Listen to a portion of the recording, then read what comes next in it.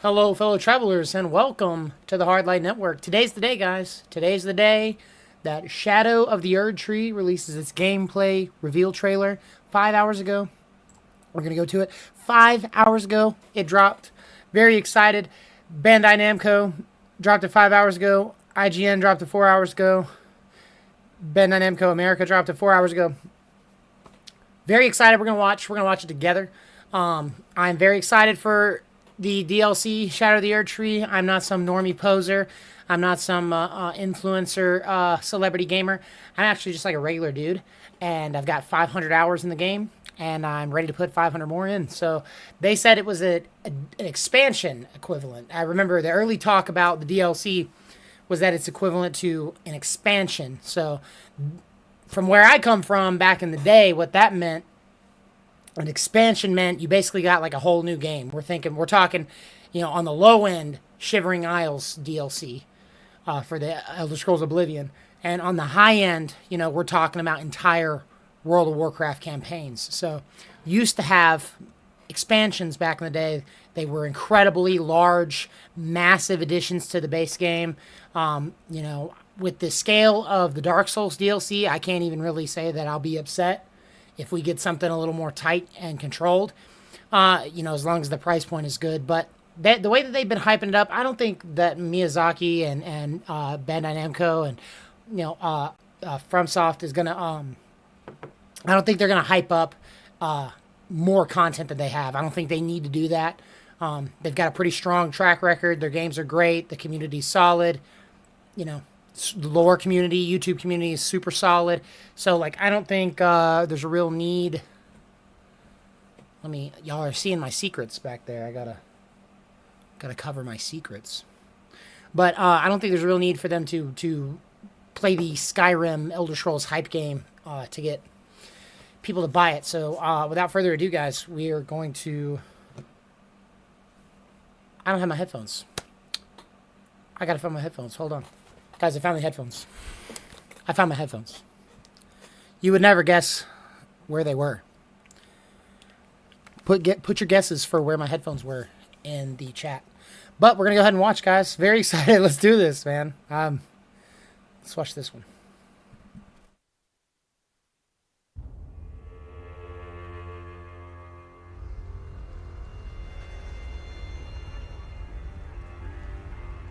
Pure and radiant, he wields love to shrive clean the hearts of men.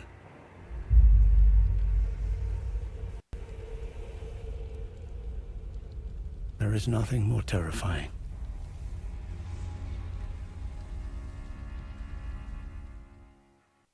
So first things first, guys, we see Mikola down there in Mogwin Palace. Pretty sure that that's going to be, I'm safe to say, I think that's going to be like our entry point into the DLC. Which, if it is, very cool, because I think Mogwin's Palace is a little more accessible than the Erdtree, or Mikola's Halig Tree, sorry. Maybe it's closer, depending on how you play, it's easier to get to. I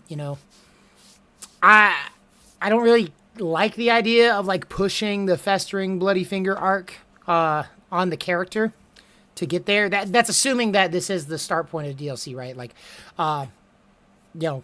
If you do have to get to Mogwin's Palace and do the whole fight with Moog just to start the DLC, that's probably going to be, if that's setting the tone for the difficulty of the DLC, then all right, cool.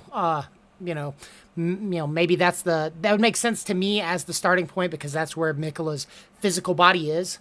And if it does have anything to do with a dream state or anything like that, we see other examples in game of characters with dream states coming into place. The big example, I think, and maybe it's tied in, is Godwyn the Golden. So when you go down into the Erdtree depths, and you see Godwyn down there, you do the whole quest line with Fia, you do actually access the dream state or the interior world of Godwyn, and that you fight the dragon in there. So it's super sick. It's a very cool precedent, very cool arena, and it sets this sort of, like I said, it sets this precedent where you can get in to these people's mental states, at least by like somehow like doing some sort of ritual, or like maybe there's some sort of like they allow it. Maybe Mikola will allow you to enter into the dream. But again, I'm assuming we're sticking with the Mikola dream state narrative. I'm sure we'll see more in the trailer here.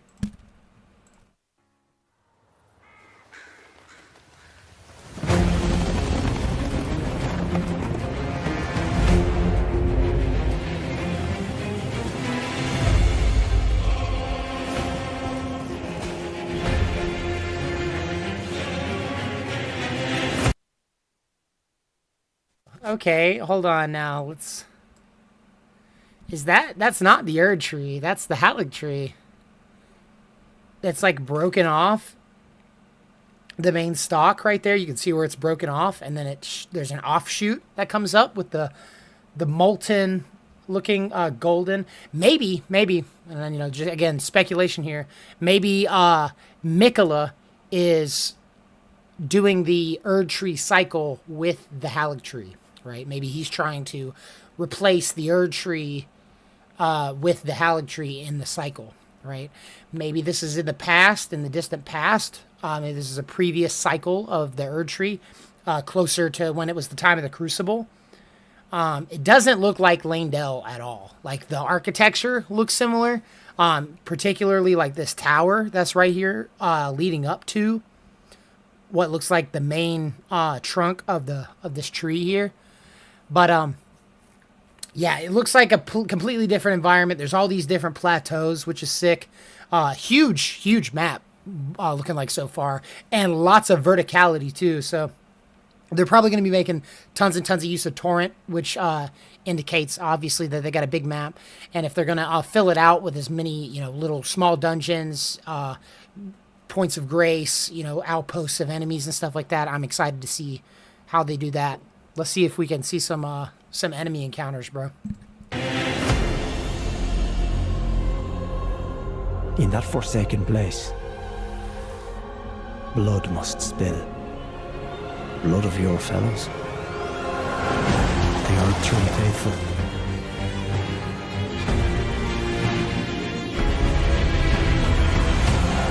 They were never saints. They just happened to be on the losing side of a war. Okay, alright. We got another fire giant fight. Oh, that is so sick. That is so badass looking. I wonder if this is in any way connected to the Blood Star, right? It's burning red. That like it's obviously got the connotation of fire, but look at just the face. The roses is what it looks like, or the tendrils are making roses.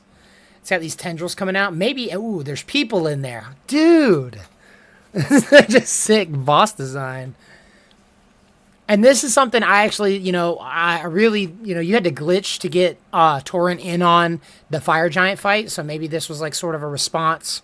Maybe they saw mechanically this was going to be similar to the fire giant fight. So they were like, we should let them use Torrent. It looks like the arena is a lot more open. The tree looks way closer by comparison to that previous shot. So like, this is pretty sick. And maybe this is related to the molten like golden core here that we're starting to see, because back in the previous shot this looked like molten lava coming out of there, but in this shot it looks way more like gold is like molten gold is pouring out of it.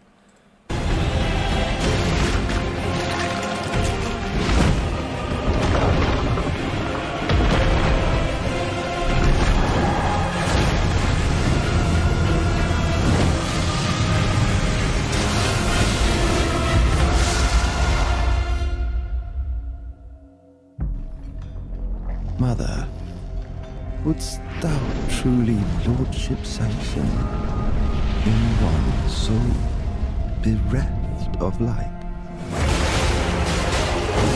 Yo, no, who is that? Like, is that... Was that Mikola, my dude? There's no way. There's no way that's Mikola. The only reason The only reason I'm asking, I'm wondering, is because of here, like the cadence reminds me of the structuring of this like quote reminds me of how for the golden epitaph sword, the famous oh brother, sweet brother, die a true death, or whatever it says. The prayer that Mikola wrote on the golden epitaph sword. That's like a similar, maybe he's just nobility, maybe he's part of like the demigods, like, because there was speculation that there was like way more demigods than just like the ones that, the named ones from the main story. So like maybe this is a separate like demigod from like another offshoot family, different family altogether. Maybe just like another Empyrean candidate, but look at him, like he looks kind of like the serpent imagery is like cluing me in here because this is all prevalent, but like he looks like Mikola with the long gangly arms. Like he's got the same kind of like physically build of like the Mikola model that like I think it was Zuli the Witch did in her video where she takes like the egg and removes the egg and you can see the Mikola model in there. Maybe it's not Zuli, but one of the Elden Ring tubers did a video. I'll link it somewhere right here. But they did the video showing how Mikola looked inside of the egg, all curled up with his arm hanging out. And this sort of like gangly look looks like Mikola. Maybe he's had some sort of like corruption from Mohg, because that's also still like prevalent. Like Mohg was inside Mikola, I think. Like, I mean, he was in the blood, so he was somehow interacting with Mikola while in the cocoon. So I don't know how that mechanics works, but Mother, wouldst thou truly lordship? is this like, so we got destined death, we have the control over destined death, Sanction. but this like, he's got a wing, he's got one wing, that's crazy, one-winged serpent. This has got like dang, the sword spear with is this like a Halig-tree sword spear maybe? This looks very sick. I'm not gonna front. I'm like nerding out about this a good bit. That's crazy though. Like this is obviously like something like distinct or like a much more powerful version of Destined Death, because that's like wildly like big and like raging fire. There's no, like, it's like the orange red flames are like driving out the black flame of the Destined Death. Look at him. Maybe he's connected in some way or shape or form to like Dragon Communion. Maybe this is like a Dragon Communion guy. Maybe it's not Mikola at all. What's tuning me in though to this like demigod status is this red hair. This is wild. The golden eyes, like that looks more like the Dragon Communion like Drake eyes than actual like golden eyes of grace to me.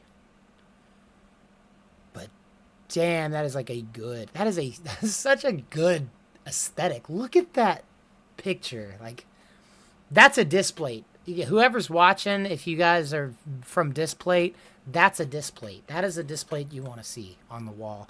I would buy this. Bereft of light.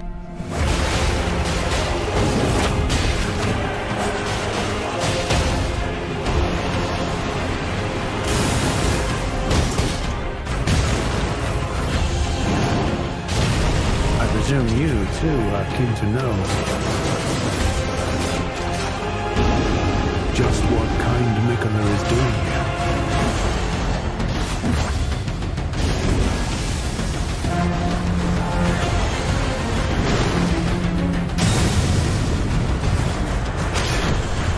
Those...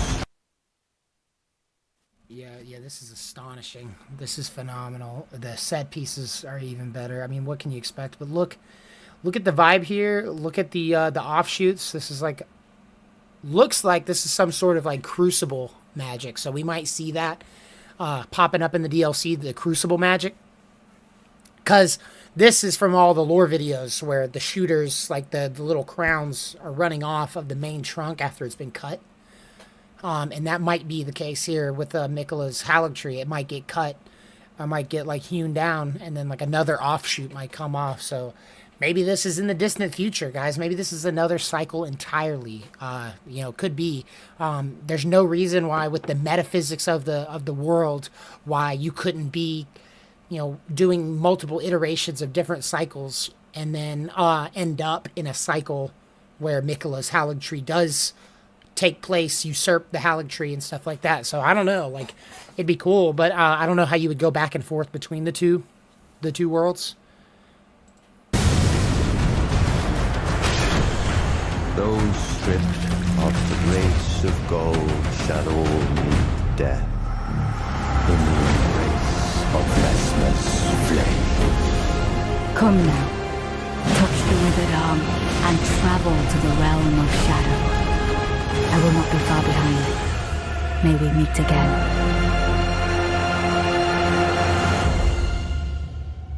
What's our day? When does it come out?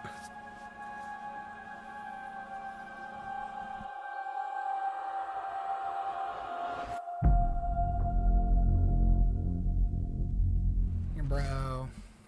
June 21st. Okay, we got another pose over here. That's very sick. Yeah, I mean, guys, just final thoughts. Final thoughts on the entire thing.